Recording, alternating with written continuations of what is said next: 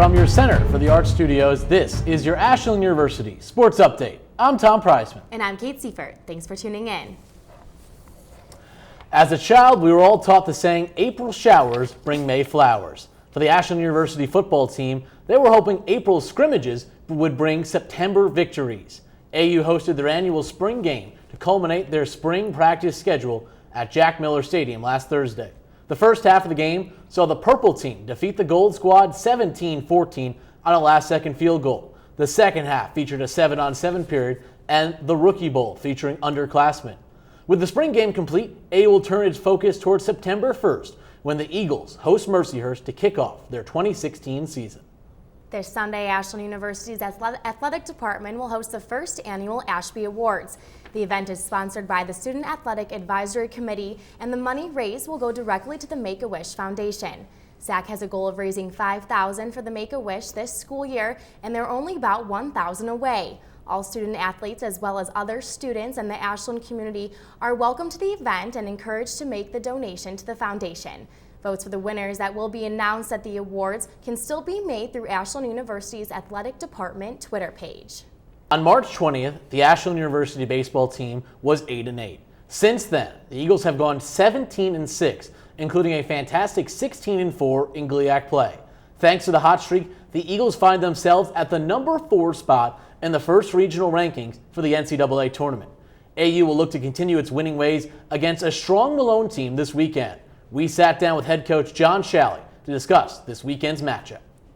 Malone's got a good ball club. They're second in the division. They're behind us. So, this weekend's pretty much going to decide who wins our division and then seeding for the tournament. But Malone they have a good hitting team. They've been scoring some runs. They're a little different pitching-wise, and what we've seen a lot this year is they have a lot more left-handed pitchers. But honestly, we've hit lefties a little bit better than righties this year. So, we're confident going into the weekend. We're going to keep our offense going. And we just got to get a little bit more consistency from some of our other pitchers, and they're very capable. Once you get to the tournament, it's a brand new season. What you've done up to that point in time doesn't mean anything, good or bad. And hopefully we're peaking at the right time of the year. Our pitching staff will be healthy, and that's what we're trying, especially with Jake and Derek Baker as well. Did not throw last weekend. He's been in our conference rotation, and so we'll get our pitching staff all healthy and 100% going into the tournaments. That'll be a big plus. We're confident going the weekend. We're looking forward to it. Last 4 home games of the year, so we're hoping to end our home season on a good note. The Ashland University track and field team is gearing up for their annual alumni home meet that will take place this weekend.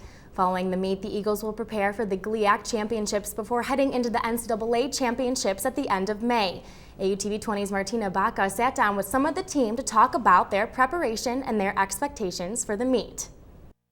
Ashland University track and field team hopes to keep performing in a high level in upcoming meets. Even though a big group of athletes graduated last semester, the team is still in the top 25 in the country.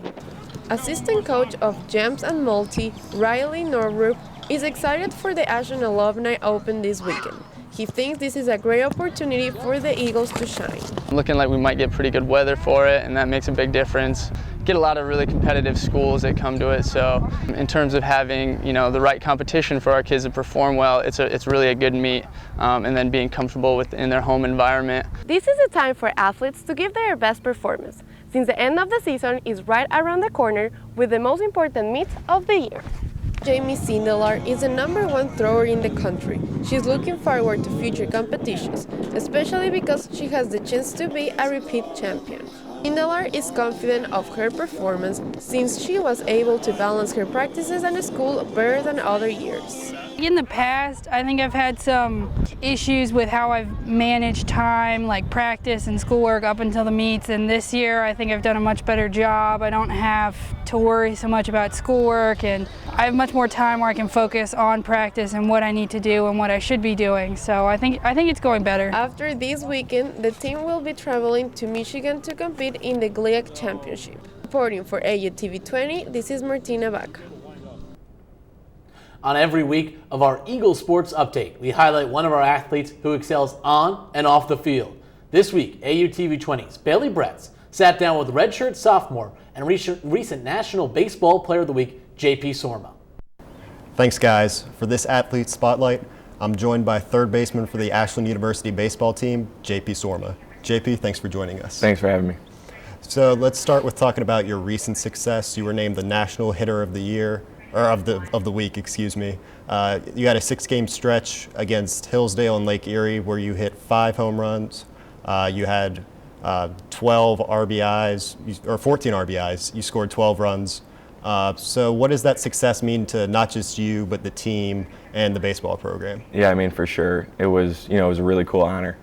And, this year I felt like going into it, I worked really hard physically, but mentally, that aspect that came in, I did the same thing every single time I came up to the plate. And, I think that really helped me out. And, having my team behind me, these, great bunch of guys, there's no cliques on a team, everyone gets together. And, having them, be behind me when I'm up to plate and, they're wanting me to do good, I mean, that's awesome. And that success that not only I bring, but, the top hitters on our team, we are swinging it really well right now. And, for the whole team, we're really looking good. So you've had a breakout season this year. You currently lead the GLIAC in home runs with 12. And you've also had some other teammates that have done pretty well, like Greg Ludwig and Brandon Sittinger. Talk about the impact that they've had and some of your other teammates have had on the season. Yeah, for sure. I mean, Brandon Sittinger has 2 Player of the Week awards. He's pitching phenomenal. I mean, I think he's going to be drafted this year. And Greg Ludwig, I mean, the kid can just hit. One of my good buddies on the team. I love seeing him when he's up at the plate. Our 3, 4, 5, I feel, are swinging it really well. I mean, our 1 through 6, 1 through 9 are hitting extremely well right now. I think we're batting like .338 as a team. So definitely love to see those guys do well. And coming down the stretch of the season, what's the main focus for the team right now?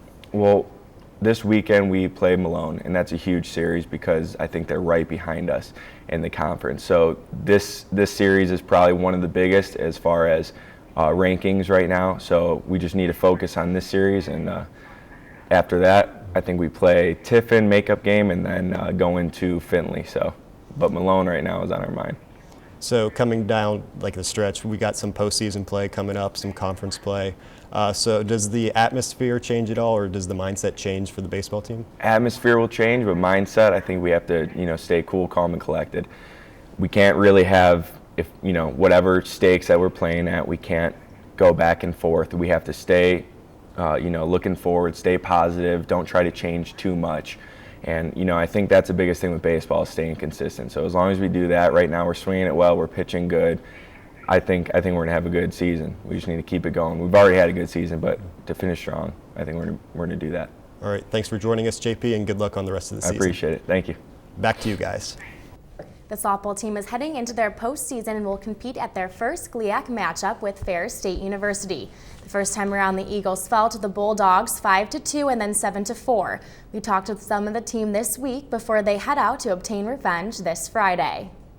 Last year we did really well against them, so I think that we can come back with that again this year in conference tournament, and we definitely have something to prove. We don't like getting swept, whether it's Ferris or Findlay or whoever it may be, so hopefully we can come back and get them from the start and then go at Wayne State after it. I just hope that everything goes smoothly and we play to our potential, because lately we have been, but it's just been that one inning that we have that little breakdown.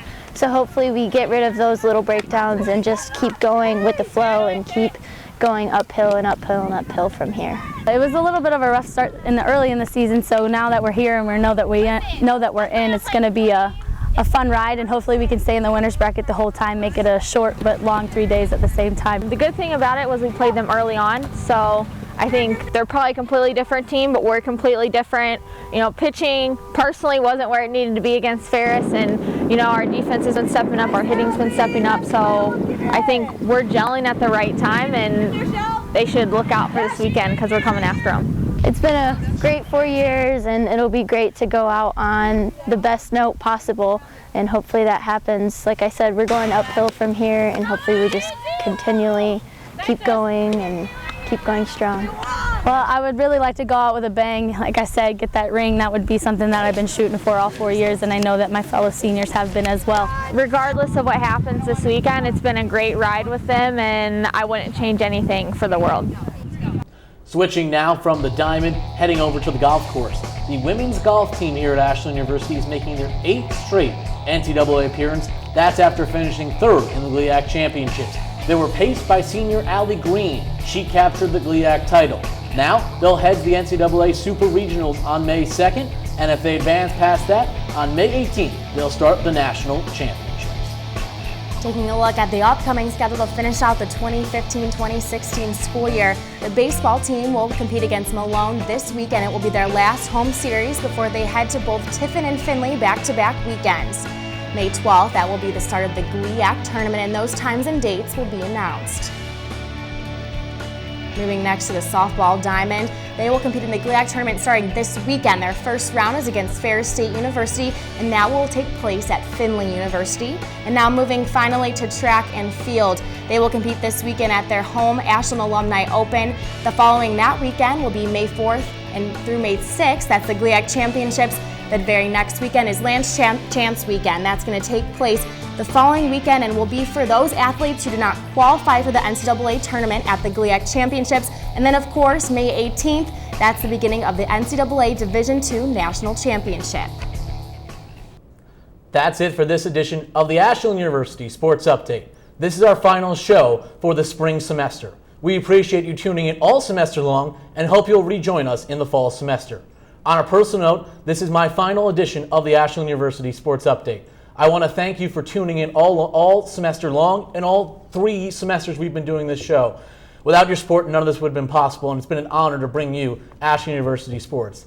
I also want to thank my co-producer, Kate, who was the brains behind the entire operation here. Without her, none of this would have been possible, and it's been an honor to be her partner in crime for the last 3 semesters as her co-producer and co-anchor. For the final time, I'm Tom Prizeman saying thank you so much for tuning in.